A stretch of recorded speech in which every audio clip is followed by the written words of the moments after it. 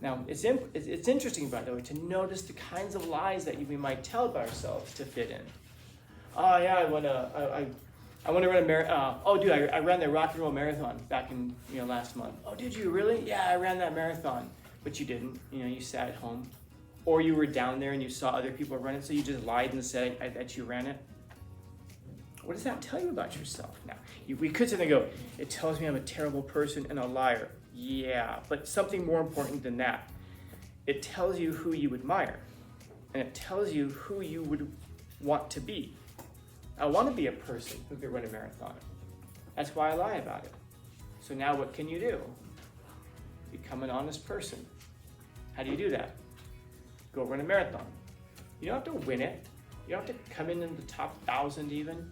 You don't have to run, maybe walk half of it, but now you could go do it. And now you know that when you now accomplish that thing, you are somebody who you feel like is worthy to be admired, worthy to be looked up to, worthy to fit in. The only things that really matter are the things that we pour ourselves into. And we don't know what we should pour ourselves into until we're honest with ourselves. What is it that I want? What do I want to be? What do I want to do? And maybe you don't know yet. Most people don't know yet. You probably shouldn't necessarily know yet, but you know some things. You want to be a person who's worthy of being respected and admired, I hope. You want to be an honorable person, I hope. And then so just, starting with those things at the beginning, you can't go wrong after that.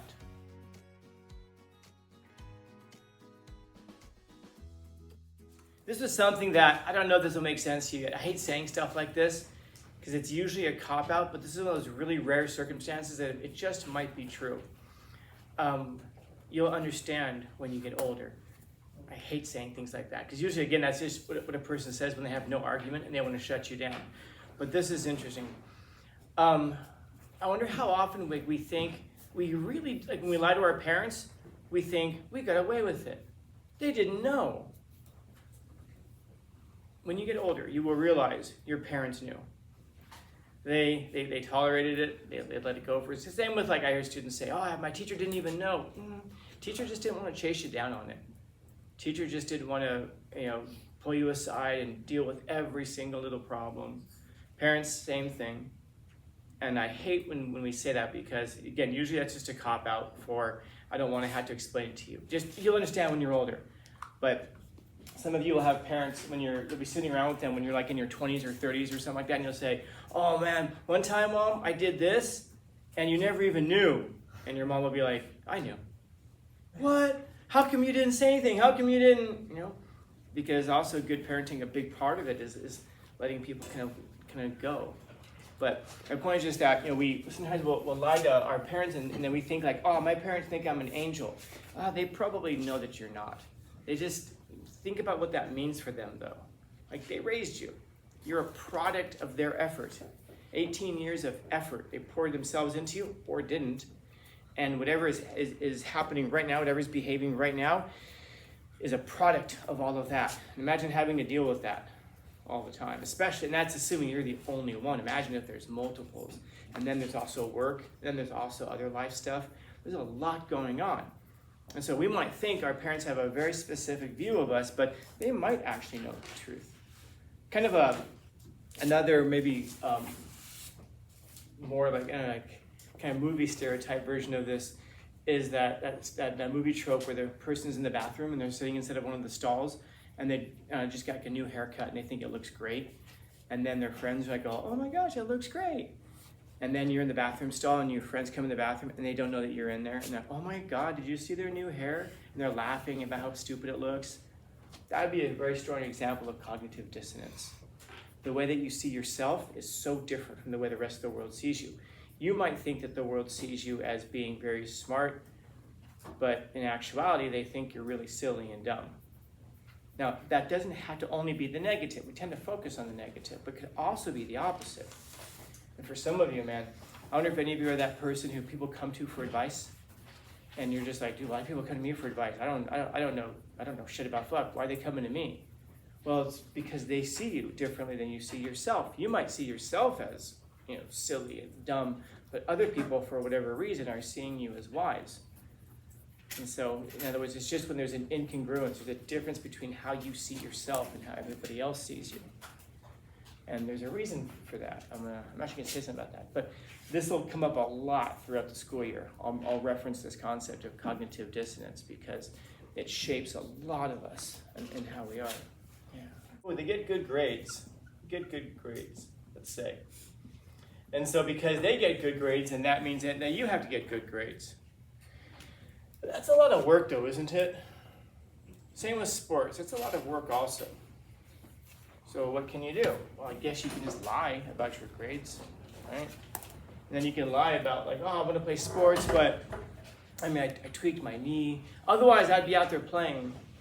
In other words, we lie because we want to fit in with a group. One of the real mind screws of your life might come if you wonder how many people who are in that group are also lying to belong to that group. Like, in other words, you get like 10 people sitting around like, oh yeah, we all get great grades. And we're all even in AP classes. And yet, they're all lying about what their grades are actually like. Like getting into AP classes, who can take an AP class? Yeah, anybody. Yeah, anybody is allowed to. It used to. So when I first started here, to get into an AP class, you had to have had a B or better. So for example, if you want to go into 11th grade for English for AP language it is, you had to have a B or better in 10th grade English. You had to have the teacher recommendation, and you had to get another teacher recommendation as well. And your overall GPA, I believe, had to be over 3.0. And then they would give us these lists of our students, and then we'd have to recommend them. So if you went to sign up for AP literature, AP language with a counselor, they would have to check and make sure that you met those qualifications. They had to make sure that you had been recommended by your teacher. And if you hadn't, you just couldn't go. So now it's called open access, which means anybody can take the AP class. So maybe you have a bunch of people who are pretending to have good grades, and so they, because they want to fit in with their group. And the funny thing is that there's a word that you use there, persona, which I think I've mentioned before. That persona is that mask that you show the world. And the mask that you show the world is different from who you really are. It's the thing that you're presenting. And why are we presenting it? The first thing was to fit in. And why do we fit in? Now, we tend to, I don't know, like a lot of times we poo-poo it, like, oh, you're just doing that to fit in. Like, yeah, duh. Like, why wouldn't you? What's so bad about fitting in? We talk about it like it's such a terrible thing. I mean, we're a collective of individuals. We're a society. What if you don't fit in? Like, there's a reason that we all band together, and that's for safety. It's for security. It's for development. Really consider it. If you want to be a millionaire or a billionaire, you can't be a millionaire or a billionaire without other people. You need their money. You need their help. You need their work. Everything that we do is collective. And so fitting in just makes sense. Now, how much of yourself that you compromise to fit in. By the way, fitting in is not necessarily a bad thing. There are lots of reasons that, I wish that more murderers felt like they shouldn't murder people so that way they could fit in, I wish that more people didn't commit crimes because they wanted to fit in. Why is it that some people commit a lot of crimes? Because they're trying to fit in with the wrong group. And that's the key there. It's fitting in with the correct group. Is it better to fit in with a group that celebrates poor performance or a group that celebrates high performance? Now, it's interesting, by the way, to notice the kinds of lies that we might tell about ourselves to fit in. Oh yeah, I want to run a marathon. Oh, dude, I ran the rock and roll marathon back in last month. Oh, did you really? Yeah, I ran that marathon, but you didn't. You sat at home, or you were down there and you saw other people run it, so you just lied and said that you ran it. What does that tell you about yourself? Now, we could sit there and go, it tells me I'm a terrible person and a liar. Yeah, but something more important than that. It tells you who you admire, and it tells you who you would want to be. I want to be a person who could run a marathon. That's why I lie about it. So now what can you do? Become an honest person. How do you do that? Go run a marathon. You don't have to win it. You don't have to come in the top 1,000 even.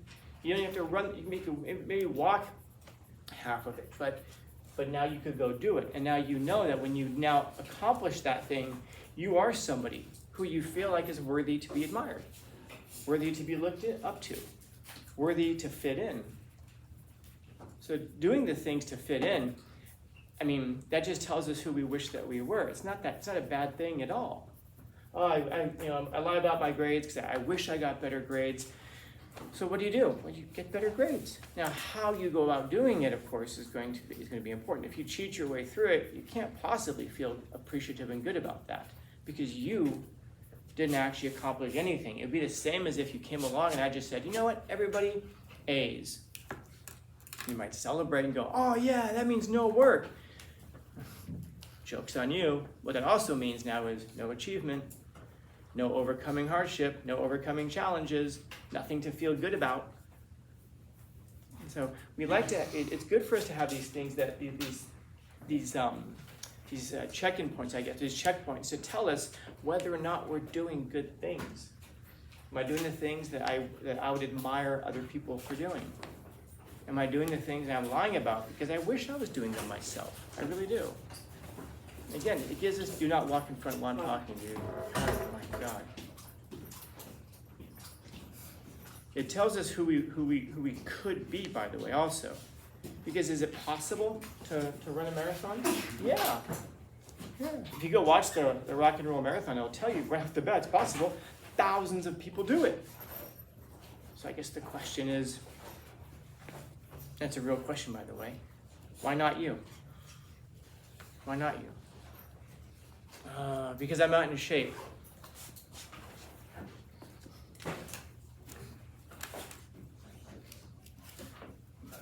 Yet. I'm not in shape yet. All right, so what do you do? We get in shape. You know, and by the way, you don't have to be in shape to run a marathon because you could run it, walk it, run it, walk it, run it, walk it. You can do it. How hard is it to get good grades? It's not. Do your work, do it on time, turn it in, try. That's all it takes is that effort, trying part. It's possible. How do you know it's possible? Because hundreds of students here do it.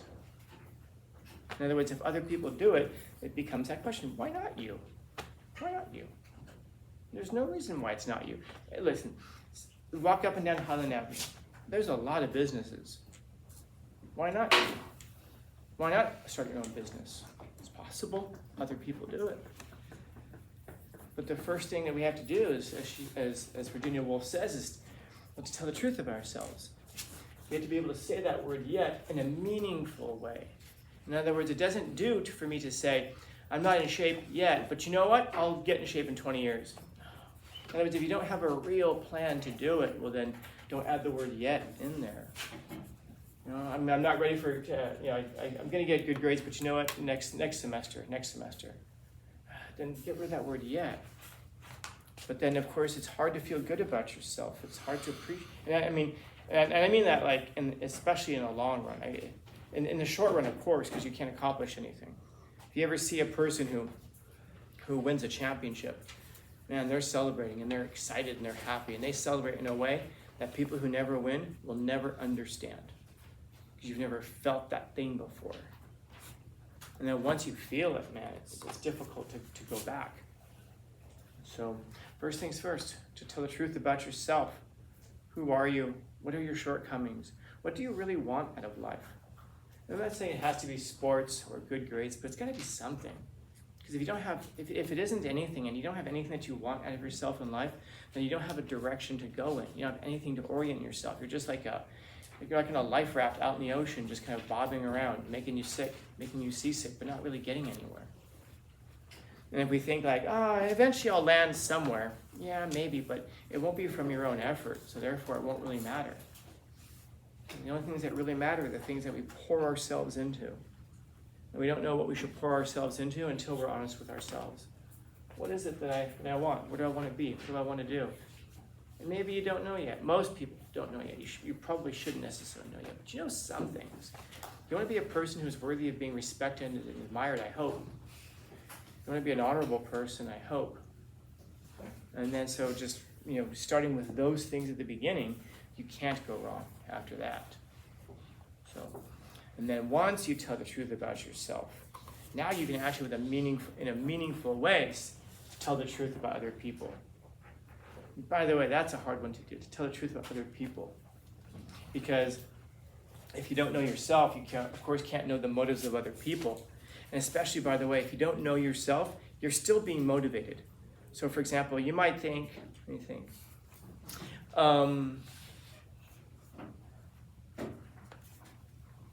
Actually, no, I'm going to save that one for next period. I'll save that one for next period. Questions, comments, concerns, complaints, criticisms? Dope.